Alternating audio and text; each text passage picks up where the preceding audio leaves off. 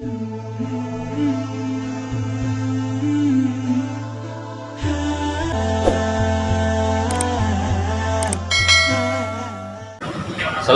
warahmatullahi wabarakatuh. Sahabatku dimanapun Anda berada, khususnya klien yang sering bertanya kepada saya, beberapa kali mereka bertanya, Pak Ustadz, kenapa sih negara mempersulit orang yang hendak poligami? Karena katanya banyak perzinahan, banyak nikah siri, itu akibat seorang laki-laki mau nambah lagi poligami dipersulit. Nah, kita kebetulan bersama Ustaz Tarmizi. Beliau ini adalah mubalik kondang dari Ampar ya. Assalamualaikum, apa kabar? Baiklah. Yang juga Ustaz Samsul Ibrahim, seorang aktivis. Kalau di Facebooknya itu hari-hari ngomong poligaminya luar biasa. Nah, kita minta pendapat hari ini. Assalamualaikum Ustaz. Yang berikutnya ada Pak Masyara. Beliau ini pakar pendidikan. Apa kabar? Sehat? Alhamdulillah. Oke, baiklah ya. Pada intinya diskusi kita sekarang untuk teman-teman ketahui, setiap orang mau poligami, pengadilan agama itu mensyaratkan laki-laki yang mau mengajukan itu selembar kertas tanda tangan sakti dari istrinya bahwa dia mengizinkan poligami. Padahal itu bukan syarat mutlak. Faktanya banyak juga yang tidak mendapatkan izin istri. Dengan berbagai macam pertimbangan, pengadilan agama juga mengabulkan. Pada Ustaz Tarmizi dulu, Ustaz, dari sisi hukum, kira-kira dari kajian mubalik, perlu nggak sebenarnya pengadilan agama itu memaksakan setiap ada orang minta izin poligami harus ada izin istri? Baik, bismillahirrahmanirrahim. Assalamualaikum warahmatullahi wabarakatuh. Alhamdulillah, bismillah, alhamdulillah. Pada sore hari ini bersama kita bersilaturahmi tadi tentang poligami. Kita sampaikan bahwa sebutkan izin istri. Kalau berbicara tentang nas, bahwa disampaikan karena kamu 4-3 Pangkihu atau balakum minan nisa masna wa sulasa wa ruba. Jika tidak bisa maka satu, jika tidak bisa berbuat adil maka satu. Pegang aja. Artinya kalau berbicara tentang ayat ini ya tidak mesti harus ada izin dari istri untuk menikah lagi. Namun kan ada fikih mungkin yang kita jadikan rujukan agar kita dapat berlaku adil, tentunya ya mungkin di antaranya itu harus restu dari istri Supaya adil. adil. Dan kalau tidak diketahui bagaimana bisa berbuat adil. Ya, ya. Jadi misalnya dia menikah lagi tapi istrinya nggak tahu, ya bagaimana dia mau berbuat adil gitu. Seperti itu. Dengan istrinya bohong. Iya. Oh, iya. Jadi menurut saya mestinya ya harus minta izin. Bentar, diskusi kita tan. Bentar. Siapa? Kalau tunggu dulu sana dulu, nggak apa-apa. Kalau memang harus Nanti dulu. Mulai lagi tak? Di ujung pun tidak apa-apa, karena kan bisa saya potong. Lanjut. yang tadi lanjutkan. Perlu izin apa? Itu wajib tidak, tapi sebaiknya. Lanjut. Oke, baik, mengenai tentang perlu apa tidaknya izin dari seorang istri untuk menikah lagi. Kalau di dalam Al-Quran kan dikatakan menikahlah kalian 4, 3, 2, namun jika tidak bisa berlaku adil maka menikahlah satu-satu.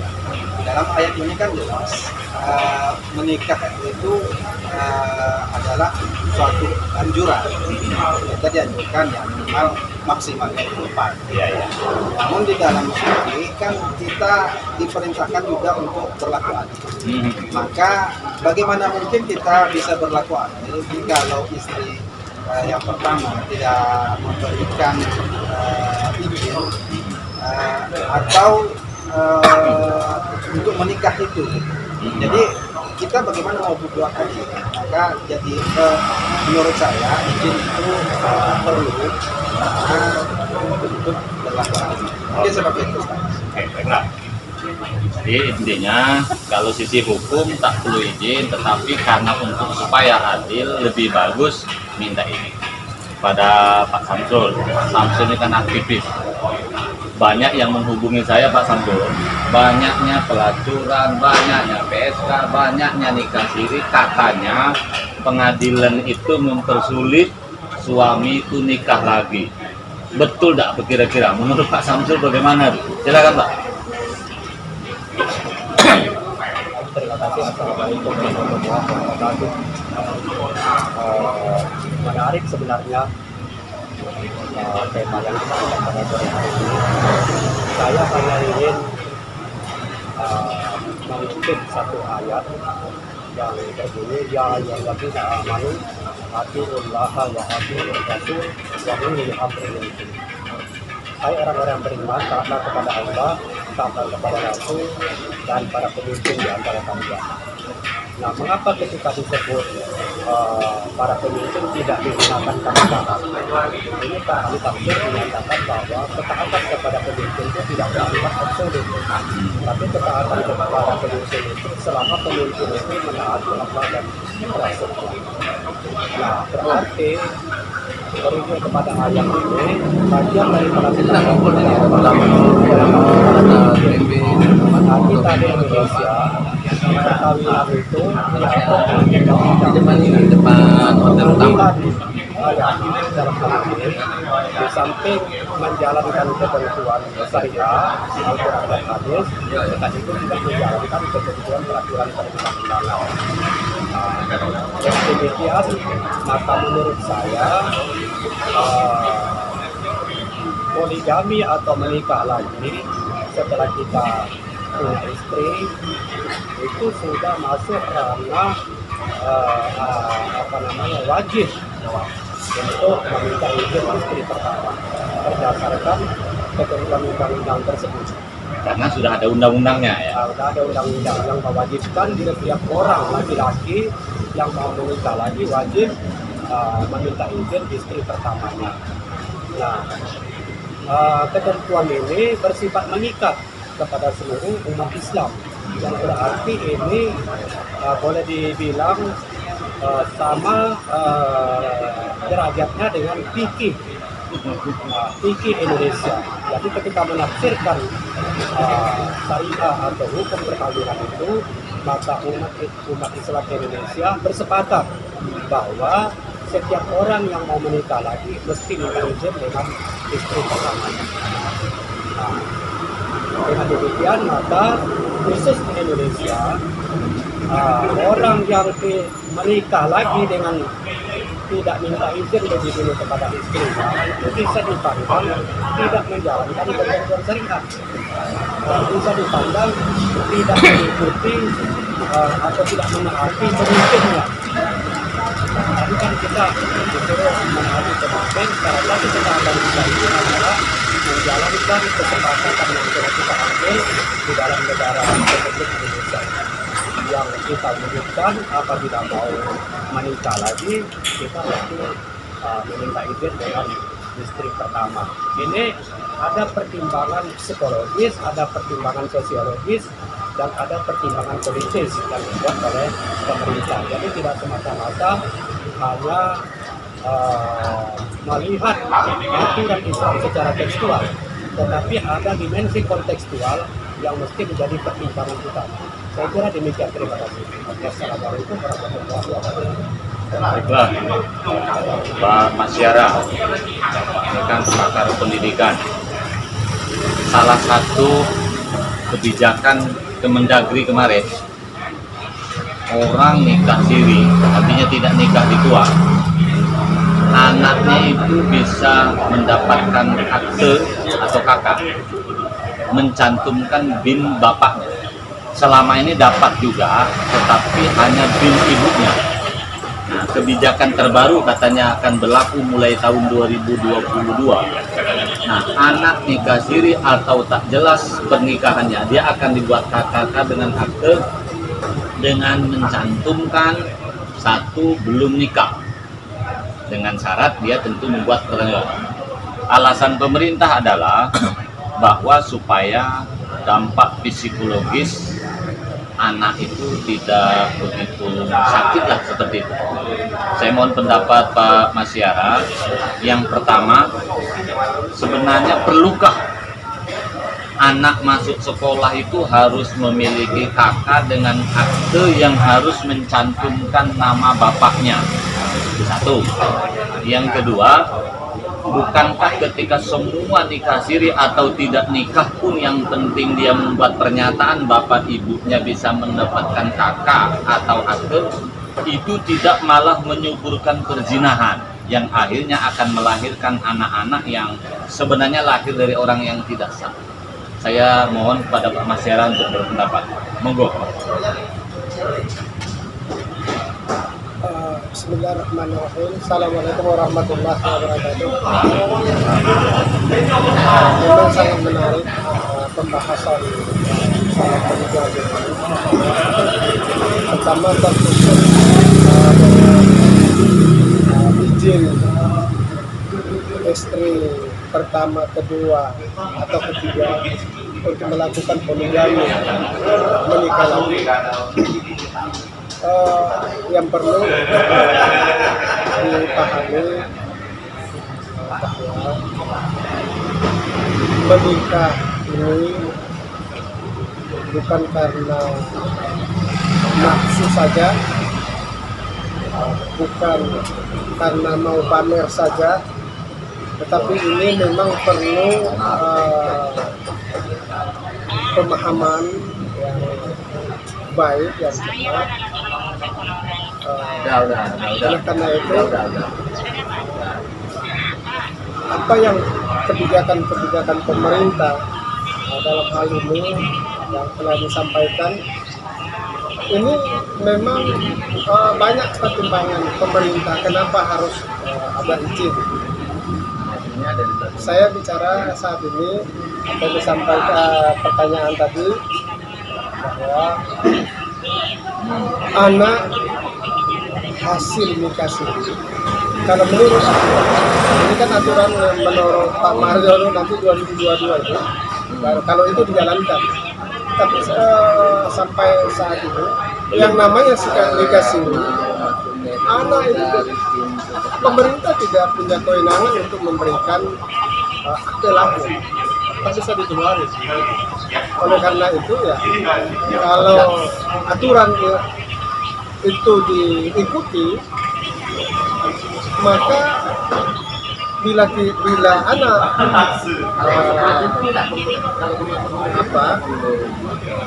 ingin mendapatkan akte lahir, ya satu-satunya jalan harus ikut dengan aturan pemerintah. Jadi kalau bicara masalah syarat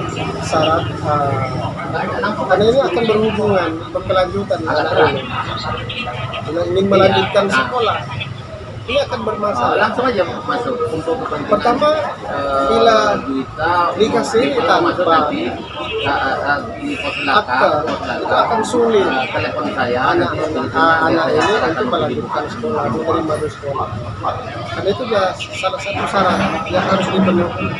Oleh karena itu ya harapan saya kepada saudara-saudara yang ingin menambah 1, 2, 3 sampai 4, ikuti aturan yang ada yang telah ditetapkan oleh pemerintah. Kalau diberikan izin istri pertama, minta lagi istri kedua, diberikan izin lagi, tambah aja sampai 4. Saya tidak menyampaikan ayat-ayat karena sudah disampaikan Pak Ustadz kami si Ustadz Haji Samsul. Intinya kalau menurut pendapat saya harus mendapatkan restu izin dari istri sebelumnya. Iya. Mungkin itu. Oke. Demikian. Assalamualaikum. Nah, mati. Terakhir, singkat ya. Begini, di Batam ini merupakan pusat RSS, rumah simpanan suami. di sekitar kita ini banyak istri-istri simpanan. Kalau tahu banyak orang yang menyimpan istri atau nikah lagi dengan alasan sunnah Rasul. Dalam pemahaman saya pada 3 narasumber itu, sunnah Rasul itu kan apa yang dilakukan Rasul. Sementara apa yang dilakukan Rasul minimal 2. Satu, dia istri banyak, tidak ada satu pun yang disimpan, semua terbuka. Ketika punya istri disimpan, apakah itu sunnah Rasul atau bukan? Satu. Yang kedua, Nabi ini menikah lagi pada yang kedua, meninggal dulu Khadijah. Nah, artinya sebenarnya kalau mengikuti Nabi, ya harus meninggal dulu istri, tetapi tidak harus. Faktanya Nabi dari istri kedua berikutnya, ketiga juga ada suami. Saya ingin minta pendapat dulu. Punya istri simpanan ini kira-kira banyak mudarat atau manfaat? Singkat saja Pak Tarmi. Ya, saya pegang nih. Baik, kalau menanggapi masalah problematika seperti itu, sama-sama mengetahui bahwa tentang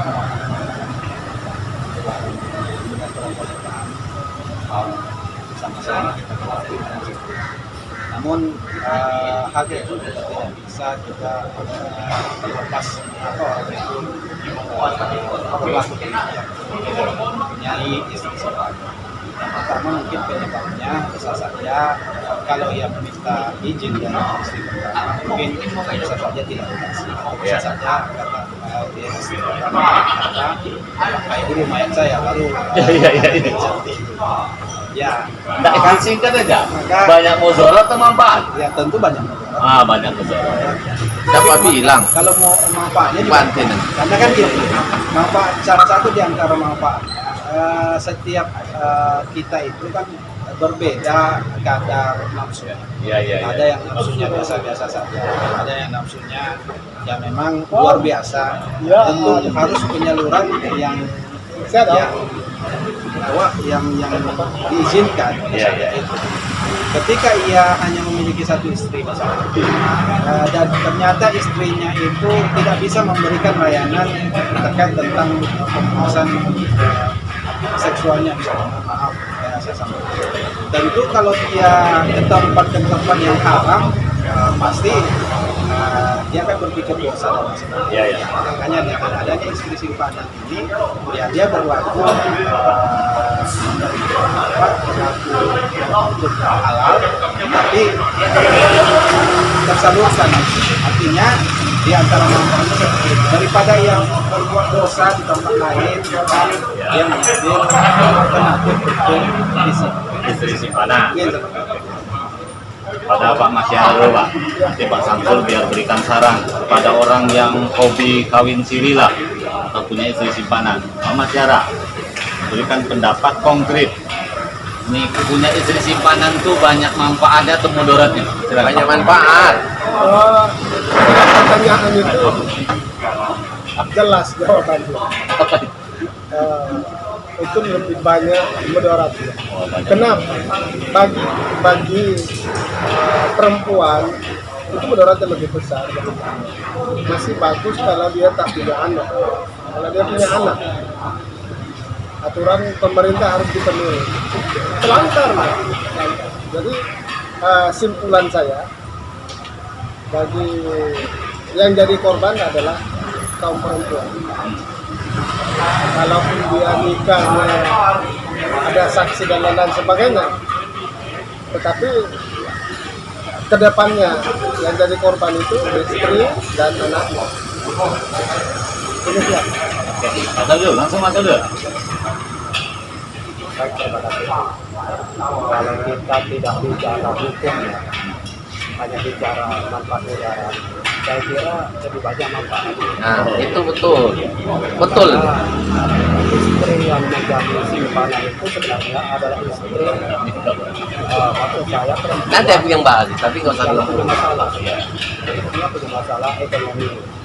Jadi dia sebenarnya bukan beda kalau dia punya suami. Ini umumnya janda atau perempuan yang tidak punya pekerjaan, tidak punya tempat tinggal. Kemudian supaya ada yang menjamin hidupnya, maka dia mesti mencari suami. Nah, cuma masalahnya yang mau memperistri dia ini adalah orang yang sudah punya istri pula. Oh, Tetapi akhirnya dia disebutlah sebagai istri simpanan.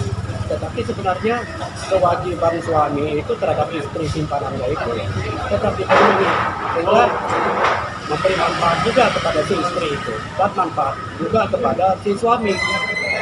saling memanfaatkan. Ya, mudarat sebenarnya bagi istri sahnya, istrinya yang resmi. Tapi bagi suami, walaupun orang Singapura, dapat selama daripada dia Zina, pergi ke ACC, dia sudah ada istrinya di sini, berarti dia dapat istri yang halal. Kemudian istrinya juga, suaminya pulang ke Singapura, dikasih duit, kontrakan rumahnya dibayar, kebutuhan hidupnya dipenuhi. Jadi saling memberi manfaat. Tapi saya tidak dalam konteks hukumnya ya. Ini kan kita bicara mudarat dan manfaat. Saya kira itu, makasih. oke, demikianlah pembicaraan kita. Tadi sudah jelas ya, walaupun singkat, suatu saat teman-teman mungkin nanti yang mendengar YouTube saya yang mau saya wawancarai seputar poligami, sebab di Batam ini saya dapat informasi ada pakar poligami, tapi saya aja ngomong tidak mau, maksudnya itu kita debat aja di sini kan. Ya nanti kapan-kapan siapapun yang suka silakan ya. Insya Allah ini nanti akan ditonton ribuan orang ya, biasanya seperti itu. Tapi saya sarankan ya, siapapun yang mau poligami, negara tidak melarang, tidak ada larangan itu. Cuman saran saya pribadi, kalau mau poligami ya minimal harus mampu dulu lah, jangan sampai hangat di pangkal, lemes di tengah, mati di ujung. Nah, ini kan berbahaya itu nanti ya. Mudah-mudahan jangan sampai nafsu belaka. Terima kasih Dr. Miji, terima kasih Pak Samsul, terima kasih Mas Yara. Suatu saat insya Allah kita berjumpa lagi. Sekian, wassalamualaikum warahmatullahi wabarakatuh. Waalaikumsalam warahmatullahi wabarakatuh.